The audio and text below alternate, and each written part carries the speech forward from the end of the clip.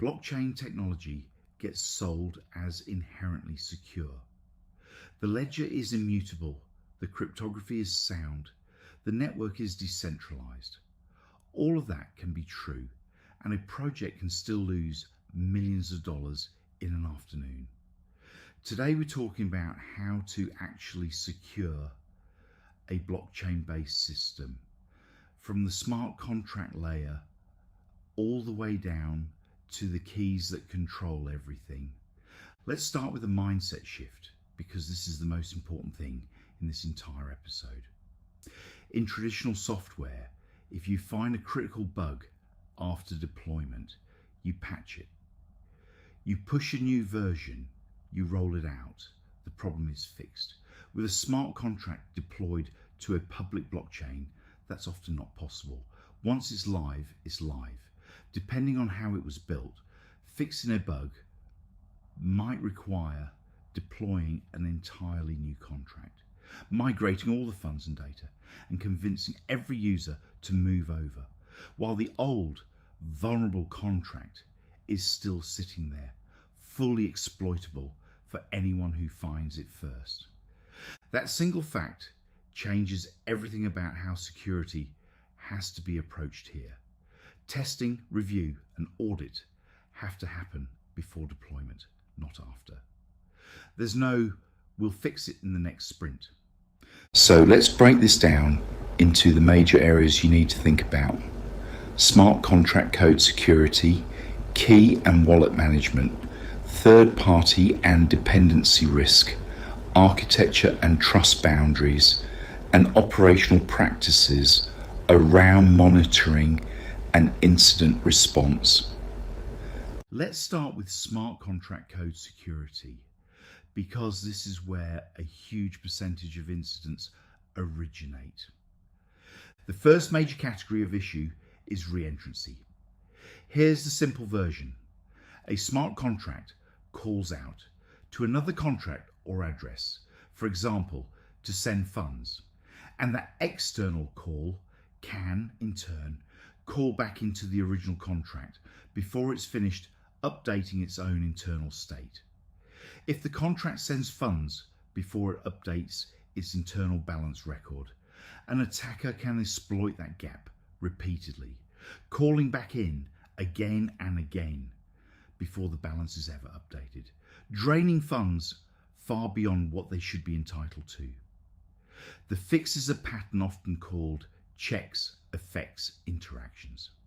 Check your conditions first, update your internal state second, and only then make any external calls.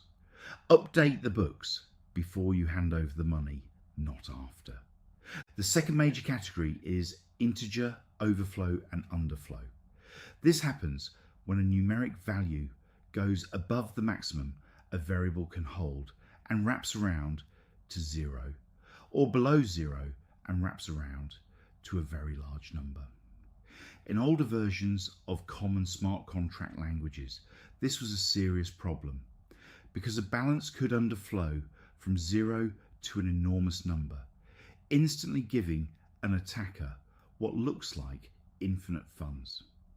Modern compiler versions and libraries include built-in protections against this, but it's still worth explicitly checking, especially in any custom math or in older code that hasn't been updated. The third category is access control on contract functions. Many contracts have administrative functions, things like minting new tokens, pausing the contract, or withdrawing funds. If these functions don't have proper permission checks, anyone can call them.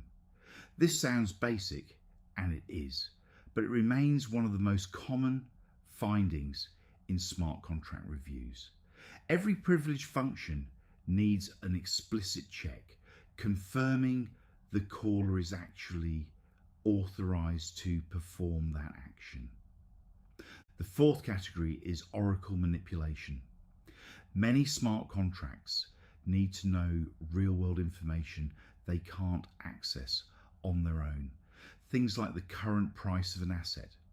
They get this information from something called an oracle, a service that feeds external data onto the blockchain.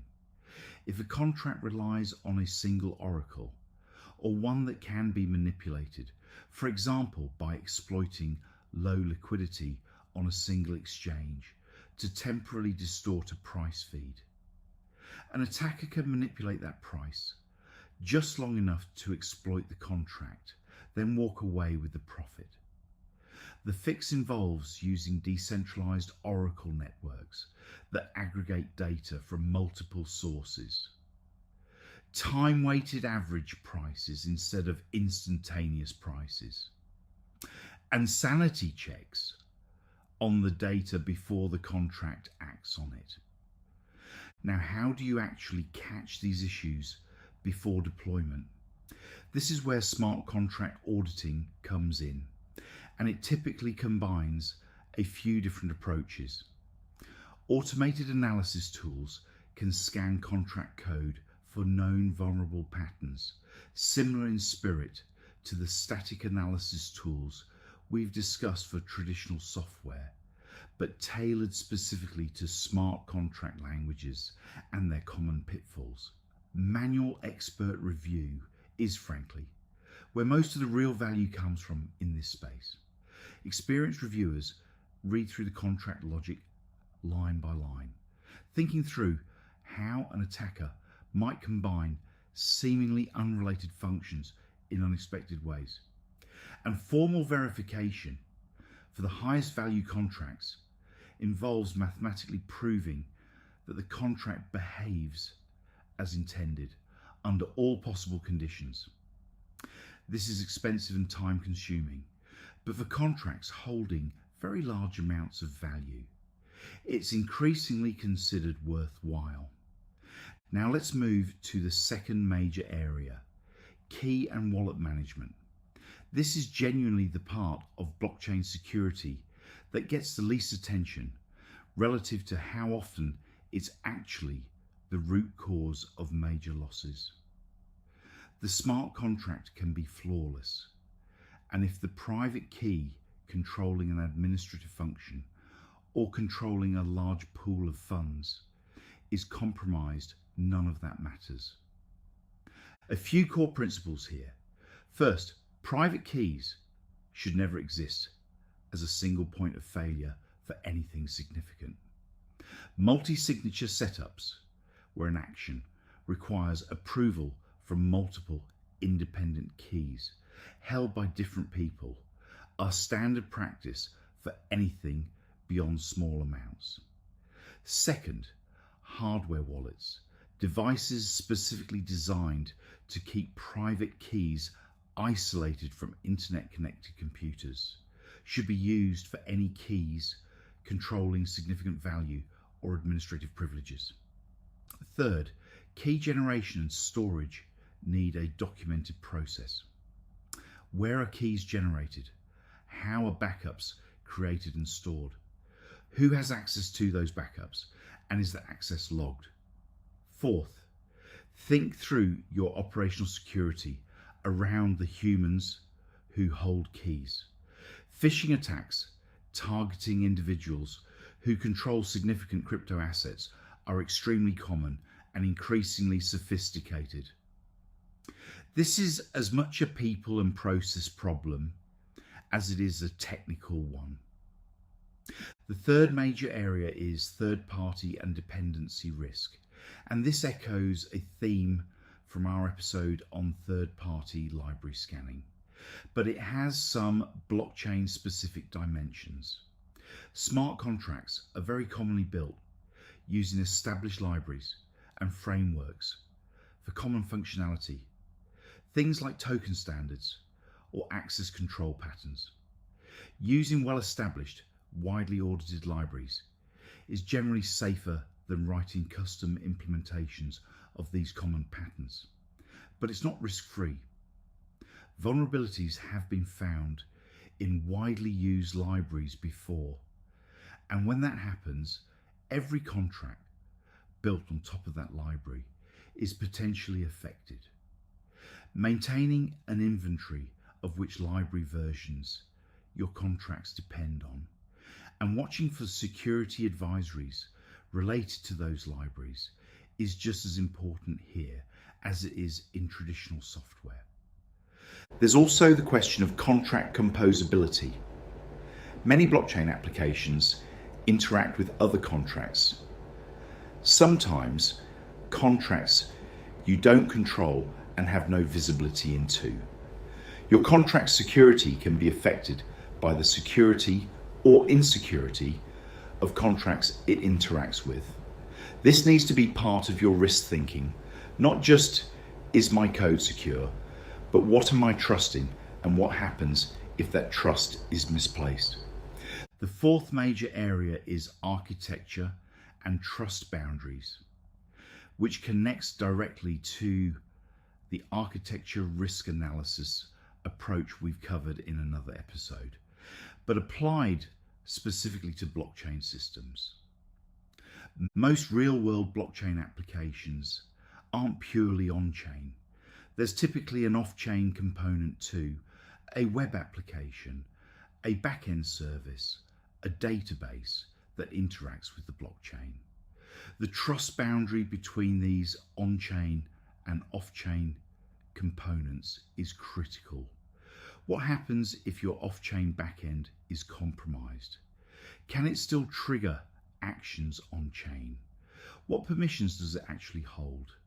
Another important consideration: what happens if the blockchain network itself has problems? Networks can experience outages, congestion that makes transactions prohibitively expensive or slow, or in rare cases, forks, where the network splits into two competing versions of history. Does your application handle these scenarios gracefully, or does it assume the network will always be available and behave predictably? And finally, how does your application handle transaction failures or reversals? Blockchain transactions can fail for various reasons: running out of gas, being reverted by the contract logic, or simply not being confirmed in a timely manner. Your off-chain systems need to handle these cases correctly, rather than assuming every transaction submitted will succeed. The fifth and final major area is operational practices, monitoring, and incident response. Even with excellent code review and key management, you need ongoing monitoring. This includes watching for unusual transaction patterns, unexpectedly large withdrawals, transactions from unexpected addresses, or activity that doesn't match normal usage patterns. Several services exist specifically for monitoring smart contract activity and alerting on suspicious behavior in near real time. Incident response planning needs to account for the unique aspects of blockchain. If something goes wrong, what's your actual response capability? Some contracts include emergency pause functionality, allowing administrators to halt certain functions if an attack is detected mid-exploit. This needs to be designed in from the start, because you can't add a pause function to a contract that's already deployed without that functionality built in. It's also worth having a relationship established before you need it with relevant blockchain analysis and incident response specialists. In the event of an exploit, the first hours matter enormously for tracing funds and potentially working with exchanges to free stolen assets before they're moved further. Let's pull this all together into a practical checklist for anyone responsible for a blockchain-based system. Before deployment, has the contract gone through both automated analysis and manual expert review? Are all privileged functions properly access controlled? Does the contract follow the checks effects interactions pattern for any function that makes external calls? If the contract relies on price or external data, is that data sourced from a robust, manipulation-resistant Oracle setup? For keys and access, is there a multi-signature requirement for any significant administrative action? Are hardware wallets used for high-value or administrative keys? Is there a documented key generation, storage and recovery process? For dependencies, do you have an inventory of the libraries and frameworks your contracts depend on? And are you tracking security advisories for them? For architecture, have you mapped the trust boundary between your on-chain and off-chain components? Have you thought through what happens during network outages, congestion, or transaction failures? And for operations, is there active monitoring for unusual on-chain activity? Is there an emergency response plan, including any pause mechanisms, that's actually been tested? To wrap up, blockchain security isn't a single audit you do once before launch and then forget about. It's an ongoing discipline that spans code review, key management, dependency tracking, architecture and operational monitoring, made higher stakes by the fact that mistakes are often permanent and immediately financially exploitable. RiskRecap helps organizations bring this same structured, board-ready approach to their blockchain systems, combining smart contract review findings, architecture risk analysis, and operational monitoring into a single risk picture, so you understand exactly where your exposure is and what to prioritize instead of finding out the hard way.